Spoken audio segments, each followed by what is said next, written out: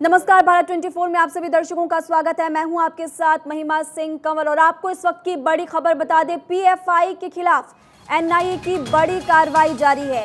10 से ज्यादा राज्यों में पीएफआई के ठिकानों पर एनआईए की रेड सुबह से चल रही है। पीएफआई और एसडीपीआई के 100 से ज्यादा लोग अब तक गिरफ्तार हो चुके हैं। दिल्ली की बात की जाए, यूपी, बिहार, केरल, कर्नाटक समेत कई राज्यों में रेड फिलहाल जारी है। इस बाबत कुछ जगहों से प्रदर्शन की तस्वीरें भी सामने आई। फिलहाल जो बड़ी खबर है, पीएफआई, एसडीपीआई के 100 से ज्यादा लोग अब तक गिरफ्तार हो चुके हैं। विस्तार से हम आपको इस खबर पर जानकारी दे रहे हैं। केरल, कर्नाटक, तेलंगाना में भी एनआईए की रेड है। 10 से ज्यादा राज्यों में छापेमारी जारी। पीएफआई के खिलाफ एनआईए की ये बड़ी कार्रवाई है।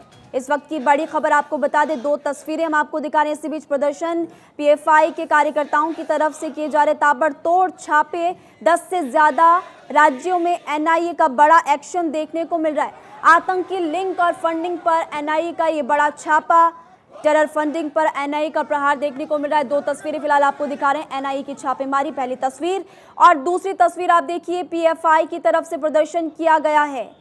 इस छापेमारी को लेकर कुछ लोग, पीएफआई के कार्यकर्ता लगातार विरोध प्रदर्शन यहां पर करते हुए नजर आ रहे हैं। दो तस्वीरें इसी बीच हम आपको दिखा रहे हैं। दिल्ली की बात की जाए तो पीएफआई अध्यक्ष को यहां पर गिरफ्तार किया गया, उनके भाई को भी ले गए। पीएफआई, एसडीपीआई के 100 से ज्यादा लोग अब तक गिरफ्तार हो चुके हैं। 10 से ज्यादा राज्यों में छापेमारी फिलहाल जारी है। टेरर फंडिंग, ट्रेनिंग कैंप पर एनआईए का शिकंजा, कई राज्यों में पीएफआई के ठिकानों पर छापेमारी है। और अब तक का अपडेट आपको दे दें कि 100 से ज्यादा लोग गिरफ्तार हो चुके हैं।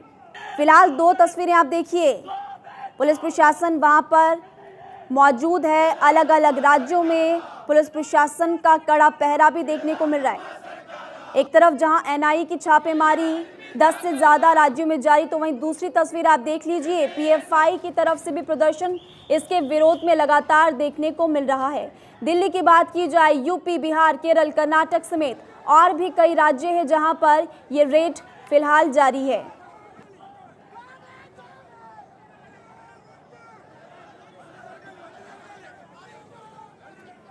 तो मेरे दो सहयोगी इस वक्त इस खबर पर विस्तार से जानकारी देंगे। सबसे पहले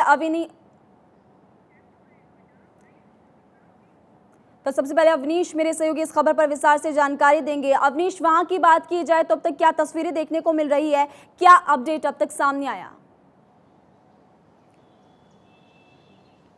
देखिए, उत्तर प्रदेश में कुल 8 जगह ये छापेमारी की कार्रवाई चल रही है। करीब 6 टीमें जो है वो एनआईए की अलग अलग जगहों पर सर्च कर रही हैं। इसमें बहराइच, लखनऊ, पश्चिमी उत्तर प्रदेश के कई सारे हिस्से, उन तमाम इलाकों में छापेमारी हो रही है। दरअसल पीएफआई की गतिविधियों के हिसाब से उनके जो दफ्तर हैं, उनकी संदिग्ध गतिविधियां हैं, हाल में हुई उनकी बैठकें या इस तरह के इनपुट जो पहले कुछ घटनाओं में मिले थे एनआईए को या एटीएस को, उन्हीं इनपुट्स के आधार पर यह कार्रवाई हो रही है। इससे पहले उत्तर प्रदेश में हमने देखा किस तरीके से प्रयागराज के अंदर, कानपुर के अंदर हिंसा हुई। हिंसा में भी पीएफआई की भूमिका देखने में मिली थी। इसके अलावा इससे पहले अगर आप हाथरस कांड की बात करें, बुलंदशहर के रेप कांड की बात करें, माहौल बिगाड़ने की कोशिश पीएफआई कर रहा है। दरअसल पीएफआई का चोला जो है वो सफेद है, लेकिन जो काम उनके हैं या जिस तरह का नेटवर्क उनके इर्द गिर्द बुन रहा है वो बेहद काला है। और शायद यही वजह है कि उनके ट्रांजेक्शन्स हो, उनके फाइनेंशियल ट्रांजेक्शन्स हो, या जिस तरीके से उनके गतिविधियां, उनसे जिस तरह के साहित्यों का जो है बांटना उनके द्वारा हो रहा है, जिस तरीके से सोशल मीडिया पर वो हेट स्पीचेज वायरल करते हैं, यूट्यूब चैनल जो चलाते हैं उनमें जिस तरीके से उनके हेट स्पीचेज दिखाई पड़ती हैं, तो एक माहौल बिगाड़ने की कोशिश और एक किसी मुद्दे को एक अलग दिशा देने की कोशिश जो है वो पीएफआई, एसडीएफआई की रही है। और यही वजह रही है कि इस तरह की कार्रवाई जो है हो रही है एनआईए द्वारा। उत्तर प्रदेश के अंदर भी जो लखनऊ के इंदिरानगर से वसीम को हिरासत में लिया गया है, इसके अलावा बब्बू फर्नीचर जो जरवल बहराइच का रहने वाला है, उसको कल देर रात हिरासत में लिया गया था। कल देर रात से एनआईए की टीमें लगातार उत्तर प्रदेश के अलग अलग हिस्सों में सर्च कर रही थी। कई सारे ऐसे इनपुट्स मिले थे। बताया जा रहा है बहराइच के अंदर 2 दिनों पहले ही एसडीएफआई की एक बड़ी बैठक हुई थी। इसमें बहुत सारे लोग शामिल हुए थे, कुछ संदिग्ध भी उसमें थे, और उस बैठक को एक आधार बनाते हुए इन तमाम लोगों को भी गिरफ्तार जो है हिरासत में लिया गया है। आगे पूछताछ चल रही है, उस पूछताछ के आधार पर इनपुट जो मिलेंगे एनआईए आगे की कार्रवाई करेगी। जी, दिल्ली से मेरे सहयोगी कन्हैया शुक्ला भी इस वक्त मेरे साथ लाइव जुड़े हुए हैं। दिल्ली की बात की जाए तो फिलहाल वहां से क्या अपडेट सामने आ रहा है? देखिए, पूरे देश में इस समय एनआईए की जो ये टीम है, एनआईए की टीम की छापेमारी की कार्रवाई चल रही है, ईडी की टीम की छापेमारी की कार्रवाई चल रही है। लगभग पूरे देश में 106 से अधिक जो संदिग्ध हैं या 106 से जो ज़्यादा जो लोग हैं जो पीएफआई के साथ जुड़े हुए थे, उनके संदिग्ध गतिविधियों के में साथ देते थे, उनके ऊपर कार्रवाई चल रही है, उनको गिरफ्तार किया गया है। अगर हम दिल्ली की बात करें तो दिल्ली के जो पीएफआई का जो ऑफिस है वो ओखला में है और वहाँ का जो अध्यक्ष है, पीएफआई का अध्यक्ष है परवेज अहमद, उसको भी गिरफ्तार किया गया है। और लगातार ये जो कार्रवाई है ये एनआईए की इस समय पूरे देश में देखी जा सकती है। लगभग 13-14 राज्यों में एक साथ कार्रवाई की जा रही है और पीएफआई का ये दावा भी है कि वो भारत देश में 23 राज्यों में जो है सक्रिय है। अगर देखा जाए तो पीएफआई का जो गठन हुआ है वो सिमी जो प्रतिबंधित संगठन है, जिसको प्रतिबंधित संगठन कहा जाता है, उसको घोषित किया गया है कि वो आतंकवादी गतिविधियां सिमी स्लीपर जो सेल होते हैं उनके लिए वो काम करती थी। और उसके ऊपर जब उसके ऊपर पाबंदी लगाई गई, जब बंदिशें लगाई गई, जब सिमी को बंद किया गया, उसके बाद जो है पीएफआई का गठन हुआ, जिसमें 3 इस्लामिक जो संगठन थे छोटे छोटे, वो मिल करके इसमें किए। इसमें सबसे बड़ा आरोप ये है कि ये देश के खिलाफ जो है गतिविधियों में शामिल रहते हैं। चाहे आप कहीं भी किसी भी राज्य की बात करें तो वहाँ पर जो देश के खिलाफ जो गतिविधियाँ हैं उसमें चाहे फंडिंग की बात करें, चाहे विदेशों से फंडिंग इनको दी जाती है, जिस तरीके का शिक्षा या साहित्य की बात करें, ये एक देश के खिलाफ एक योजनाबद्ध तरीके से अपना काम करते हैं, जिसको लेकर के एनआईए की बहुत बड़ी छापेमारी की कार्रवाई है। और इस समय ये लगातार चाहे दिल्ली हो चाहे अलग अलग राज्य हो, हर सभी राज्यों में ये इस समय कार्रवाई चल रही है। बिल्कुल, आपने बहुत ही विस्तार से जानकारी दी है। बेंगलुरु से प्रमोद राघवन भी मेरे सहयोगी इस वक्त जुड़ चुके हैं। बेंगलुरु की बात की जाए तो कोई बड़ी खबर यहाँ से अब तक सामने आई, किसी की गिरफ्तारी, कोई बड़ा नेता? मैं आपको दक्षिण भारत के बारे में बताऊंगा कि केरल में जो इस समय छापेमारी चल रही है और उसमें जो सबसे बड़े नाम है उसमें से एक है अब्दुल सत्तारी, जो स्टेट लेवल के लीडर है। इसके अलावा मंजरी करके एक नेता है, उसके घर पे छापेमारी चल रही है। इसके अलावा बशीर, वो भी स्टेट लेवल के नेता है, और एक नसरुद्दीन जो राष्ट्रीय स्तर के पीएफआई को अपने आप को नेता बताते हैं, उनके घर पे छापेमारी चल रही है। 4 नाम जो मैंने आपको बताया ये बहुत बेहद अहम है। और ये इनकी अगर पिछली स्पीच उठा के देख लिया जाए या अगर इन्होंने जब भी कोई सम्मेलन किया है या जो भी काम किया, वहाँ पे कहीं ना कहीं इनकी भाषा में देश विरोधी बात नजर आती है।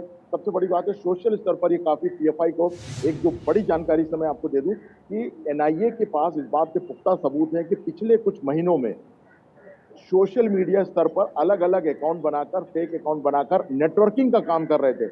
नेटवर्किंग के जरिए ये लोगों को जोड़ रहे थे, अपने संदेश पहुंचा रहे थे, क्या कार्रवाई करना है, चाहे वो जम्मू कश्मीर की बात हो या बिहार की बात हो, यूपी की बात हो, केरल की बात हो, तेलंगाना हो, तमिलनाडु हो, आंध्र प्रदेश हो, ये तमाम राज्यों में उनकी एक नेटवर्किंग चल रही थी।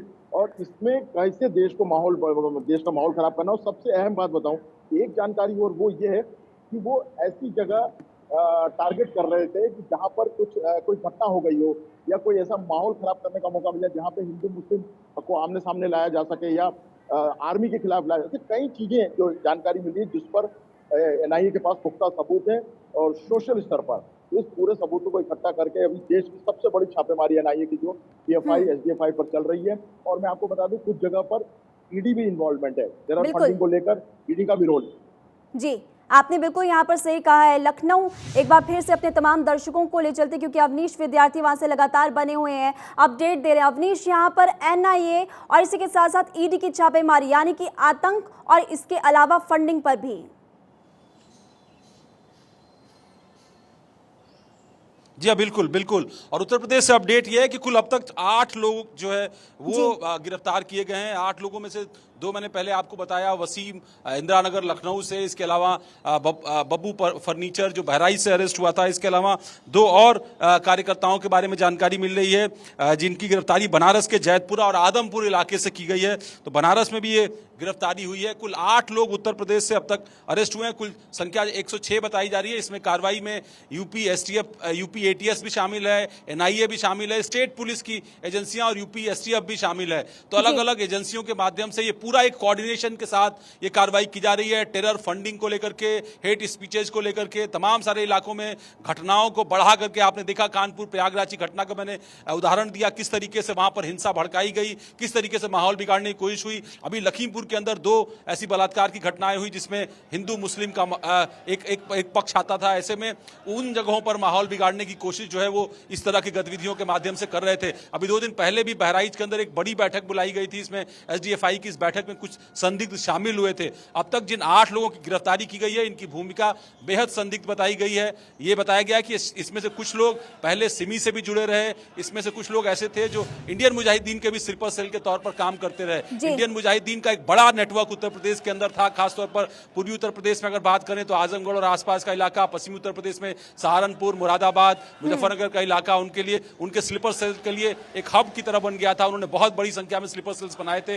अब एक बार फिर एक्टिविटी तेज करने की कोशिश हो रही है। पहले छद्म नाम रखा सिमी ने बहुत सारी जगहों पर जो है आतंकी घटनाओं को अंजाम दिया। अब जब पीएफआई या एसडीएफआई के माध्यम से एक सोशल जो है एक्टिविटीज के पीछे जाकर के छुप कर करके इस तरह की एक्टिविटीज को अंजाम देने की कोशिश कर रहे हैं जो गलत है, संदिग्ध है, देश विरोधी है, तो ऐसे में अभी कार्रवाई एनआईए की तरफ से, एसटीएफ की तरफ से, एटीएस की तरफ से की जा रही है। जी ठीक है, बने रहिए आप हमारे साथ, क्योंकि अस्मित कुमार पटना से इस वक्त हमारे साथ लाइव जुड़े हुए हैं। पटना का अपडेट भी ले लेते हैं, क्योंकि वहां पर भी लगातार छापेमारी जारी है।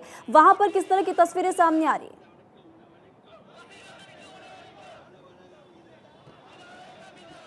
देखिए, बिहार के पूर्णिया में एनआईए ने ताबड़तोड़ छापेमारियां की हैं और आज सुबह से जो सूत्र हमें बता रहे हैं कि सुबह 3 बजे से ये छापेमारियां चल रही हैं और पीएफआई के प्रदेश कार्यालय पे जो एनआईए के एसपी हैं वो खुद उतरकर छापेमारी कर रहे हैं। और देखिए, सबसे बड़ी बात यह है कि कल केंद्रीय गृह मंत्री अमित शाह का पूर्णिया दौरा भी होना है। अमित शाह पूर्णिया में होंगे, किशनगंज में, दोनों जगह पर उनकी रैली होनी है और इसको लेकर के गुप्त सूचना जो मिली एनआईए को उसके आधार पर ताबड़तोड़ छापेमारियां की जा रही हैं। लेकिन अब तक कोई सबूत या कोई ऐसे जो एनआईए के अधिकारी हैं वो कुछ नहीं बता रहे हैं। लेकिन छापेमारी जो है अंदर लगातार चल रही है। आप सभी हमारे साथ बने रहिए। फिलहाल इसी बीच इस वक्त की बड़ी खबर अपने तमाम दर्शकों को बताना जरूरी है। इस वक्त की बड़ी खबर आपको बता दें, पीएफआई के खिलाफ एनआईए रेड पर ये बड़ी खबर। देश के 14 राज्यों में एनआईए ईडी की रेड फिलहाल जारी है। पीएफआई अध्यक्ष समेत 106 लोग अब तक गिरफ्तार हो चुके हैं। टेरर फंडिंग मामले में पीएफआई के ठिकानों पर ये रेड जारी है और बात अगर की जाए 106 लोग अब तक गिरफ्तार हो चुके हैं। पीएफआई अध्यक्ष भी गिरफ्तार हो चुके हैं। प्रमोद राघवन बेंगलुरु का रुख करते हैं। प्रमोद, बात अगर बेंगलुरु की जाए तो देखिए तस्वीरें लगातार बाकी राज्यों से भी देखने को मिल रही कि प्रदर्शन कुछ लोग करें, वहां पर प्रदर्शन किस तरह से लोग कर रहे हैं, किस तरह से इस छापेमारी का विरोध यहां पर जताया जा रहा है? देखिए, मैं आपको बताऊं, कर्नाटक के मैंगलोर में छापा पड़ा है और वो आज सुबह से उनका विरोध भी जारी है। कर्नाटक पुलिस ने कई लोगों को हिरासत में लेके वहां से हटाया है। कर्नाटक पुलिस का जो लोकल जो एसपी हैं वो वहां पर मौजूद हैं। वो बाकायदा लोगों को समझा भी रहे हैं कि एनआईए अपनी कार्रवाई कर रही है, अपने सबूतों के आधार पर कार्रवाई कर रही है, आप लोग भी सहयोग करें। लेकिन सबसे बड़ी बात यह है कि लोगों का विरोध, जो उनके समर्थक है, खासतौर पर पीएफआई और एसडीएफआई के लोग हैं, उनको वहां पर हिरासत में लेकर वहां से हटा दिया गया है। अभी भी कुछ लोग मौजूद हैं, विरोध जरूर कर रहे हैं, खड़े हुए हैं। छापेमारी की कार्रवाई भी लगातार जारी है, न केवल कर्नाटक में बल्कि तेलंगाना में, तमिलनाडु में, केरला में बिल्कुल यही स्वर देखने को मिल रहे हैं। लेकिन एनआईए अपना काम कर रही है और एनआईए ने इस बार बहुत बड़े स्तर पर लोकल पुलिस की भी मदद ली है ताकि इस तरीके का विरोध, क्योंकि खासतौर पर दक्षिण भारत के राज्यों में केरल हो, तमिलनाडु हो और कर्नाटक हो, क्योंकि कर्नाटक और केरल जो है वो बॉर्डर पे है और ये जो छापेमारी चल रही है ये पूरा ये जिलों की लाइन है, चाहे वो मैंगलोर हो, कासरगोड हो, मलप्पुरम हो, ये पूरा बेल्ट एक ही रास्ते पर आता है। तो इस तरीके से ये छापेमारी चल रही है और मुझे लगता है कि जितनी गिरफ्तारी अभी तक हो चुकी है, थोड़ी देर में ये भी पता चल जाएगा कि क्या क्या चीजें मिली हुई हैं, क्या डॉक्यूमेंट्स हैं। बहुत सारी जानकारी एनआईए के पास है, लेकिन जब तक वो कंफर्म नहीं करते हैं हमारी तरफ से बताना शायद ठीक नहीं रहेगा। लेकिन हाँ, इतना जरूर है कि सबूत बहुत बड़े स्तर पर इस बार एनआईए को मिले। जी, दिल्ली के अलग अलग जगहों पर जिस तरह से छापेमारी जारी है, कन्हैया, तो देखने में क्या सामने आया अब तक? आपने जानकारी विस्तार से दे दी, लेकिन सुरक्षा के लिहाज से क्या इंतजाम किए गए हैं? ठीक है, पटना से हमारे सहयोगी अस्मित कुमार का रुख करते हैं। अस्मित, बात अगर पटना की जाए तो वहां पर सुरक्षा के लिहाज से क्या इंतजाम किए गए? क्योंकि हमारे बाकी संवाददाताओं की तरफ से भी जानकारी दी गई है कि कुछ जगहों पर प्रदर्शन चल रहा है। देखिए, बिहार की राजधानी पटना से में जो रेड की बात आ रही है वो दरअसल पटना में नहीं, पूर्णिया में, ये खबर पूर्णिया की है और पूर्णिया में ही रेड जो है वो एनआईए ने ताबड़तोड़ सुबह से छापेमारियां की है। और देखिए, पीएफआई के प्रदेश कार्यालय में एनआईए के एसपी खुद उतरकर छापेमारी कर रहे हैं। हमने आपको पहले ही बताया है कि कल गृह मंत्री अमित शाह का बिहार दौरा होना है और पूर्णिया और किशनगंज दो जगह वो रैली करेंगे और दोनों जगह पर रैली के ठीक पहले जो है ये छापेमारी हो रही है। देखिए, गिरिराज सिंह का भी बयान सामने आ गया है। गिरिराज सिंह ने साफ तौर पे कहा है कि नीतीश कुमार और लालू यादव ने इन सभी को जो है इस तरह की जो निकल कर सामने आई, क्योंकि जिस तरह से छापेमारियां चली एनआईए की, पिछले दफे भी जब फुलवारी में, पटना के फुलवारी शरीफ में एनआईए ने छापेमारी की थी तो कई ताले, कई कागजात लेकर के एनआईए के अधिकारी वहां से निकले थे और दो जगहों पर वहां पे छापेमारी की गई थी। और बता दें आपको कि फुलवारी से ही इसकी शुरुआत हुई थी, जो कि निकलकर अब बिहार के कई अन्य जगह पर एनआईए ने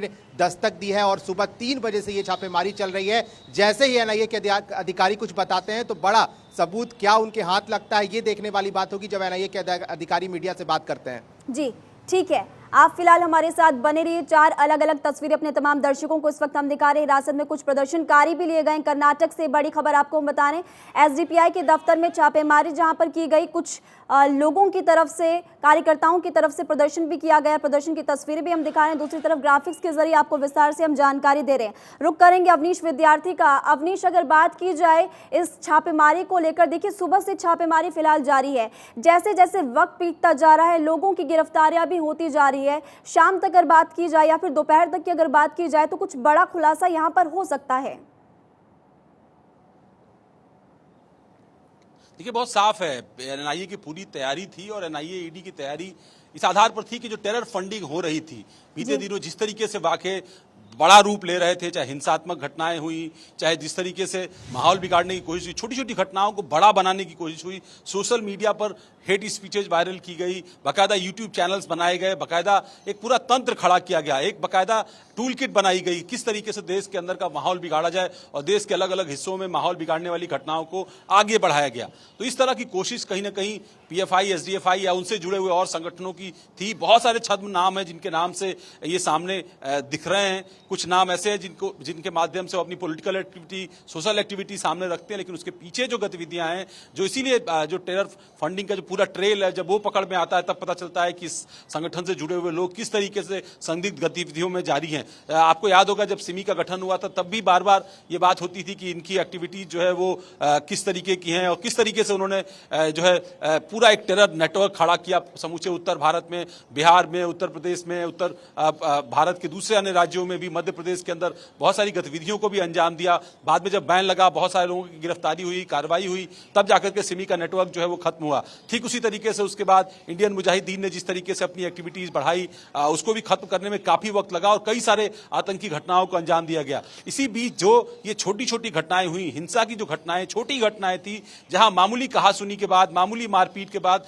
घटनाओं ने बृहद रूप ले लिया। आपने देखा किस तरीके से प्रयागराज के अंदर हिंसा का दौर चला, पुलिस के ऊपर पत्थरबाजी हुई, आम लोगों की दुकानें जला दी गई। कानपुर के अंदर जिस तरीके से हिंसा हुई, न जाने कितने जो है दुकानें जला दी गई, उसमें हिंदू मुस्लिम दोनों थे, जिन समुदायों की दुकानें जला दी गई। तो देश में माहौल बिगाड़ने की कोशिश कर रहे थे बहुत सारे ऐसे लोग, ऐसे संदिग्ध लोग। अभी भी उनकी कोशिशें जारी थी उन्हीं इनपुट्स के आधार पर, और उनको जिस तरीके से बाहर से फंडिंग हो रही थी, संदिग्ध तरीके से फंडिंग हो रही थी, उसकी बड़ी ट्रेल एनआईए के हाथ लगी, ईडी के हाथ लगी और उसी के आधार पर अभी कार्रवाई आगे बढ़ रही है। अब तक उत्तर प्रदेश में कुल 8 गिरफ्तारियां हो चुकी हैं। 2 गिरफ्तारियां जिसमें से एक बहराइच से, एक लखनऊ से, 2 गिरफ्तारियां जो है वो बनारस से हो चुकी हैं, जो जिनकी पुष्टि हो चुकी है। पश्चिमी उत्तर प्रदेश के भी कुछ इलाकों से जो है बाकी 4 लोगों को उठाया गया है, उनसे भी पूछताछ की जा रही है, उनकी गिरफ्तारी की गई है। तो बेहद महत्वपूर्ण है, उत्तर प्रदेश में अब तक आधा दर्जन से ज्यादा एनआईए की टीम सर्च कर रही है और ये सर्च बीती रात से चल रही है। मुझे जो जानकारी मिली, बहराइच में कल देर रात ही कार्रवाई हो गई थी और इस कार्रवाई में यूपी एसटीएफ और यूपी एटीएस को भी शामिल किया गया है। जी, आप फिलहाल हमारे साथ बने रहिए।